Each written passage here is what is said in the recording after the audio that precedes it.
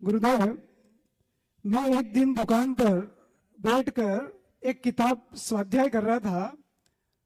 पाप से कैसे बचा जाए, बड़ी तन्मयता से मैं ये स्वाध्याय कर रहा था। लेकिन इतने में एक मुस्लिम भाई दुकान पर चढ़े। उन्होंने कहा, क्या पढ़ रहा हो सेठ जी?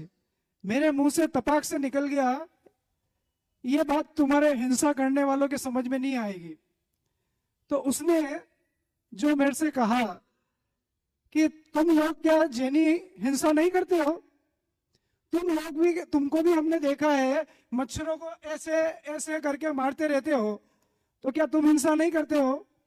तो गुरुदेव, मेरी शंका ये है कि वो भी हिंसा करते हैं 5 इंद्रिय जीवों की, और हम लोग 3 इंद्रिय 4 इंद्रिय जीवों को मार देते हैं। तो पाप बराबर लगता है या कम ज्यादा? इसका शंका का समाधान कीजिए। सबसे पहली बात तो ये किसने बताया कि पंचेंद्रिय की हिंसा करना हिंसा है और 2 इंद्रिय 3 इंद्रिय 4 इंद्रिय की हिंसा करना हिंसा नहीं है? किसने बताया? ये तो आपकी मन गढ़ंत कहानी है। किसी भी जीव की हिंसा हिंसा है, हिंसा मात्र हिंसा है, और हमें उससे बचना चाहिए, बचना ही चाहिए। ये आपका प्रमाद है, आपका अज्ञान है, जिससे इस तरह की हिंसक प्रवृत्तियां होती है।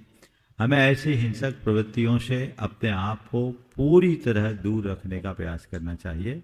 यदि इस भाई ने आपसे कहा है तो ये बहुत बड़ा संदेश है। लोगों को अपनी प्रवृत्तियों में जागरूक होना चाहिए, और अहिंसा के धर्म को जानने के बाद भी यदि कोई हिंसा का कार्य करता है तो ये तो और ज़्यादा गंभीर बन जाता है। इसलिए ऐसी तमाम प्रवृत्तियों से सबको बचकर और बचा करके चलना चाहिए। दूसरी बात जो इस संदर्भ में है वह ये कि उनके द्वारा की गई हिंसा हिंसा नहीं, हिंसा हिंसा है। और छोटे और बड़े जीव में जिस प्राणों के घात का नाम हिंसा है, हम जितने प्राणों का घात करेंगे हमारी हिंसा उतनी बड़ी होगी। हमें सजग रहना चाहिए और प्रवृत्ति में पूर्ण संयम को पालना चाहिए। स्वाध्याय को श्रेष्ठ तप क्यों माना गया? उसको परम तप को श्रेष्ठ तप क्यों बोलते हैं? स्वाध्याय को इसलिए श्रेष्ठ तप कहा कि स्वाध्याय में व्यक्ति के अंदर अप्रमत्तता आ जाती है, आत्म जागरूकता आ जाती है।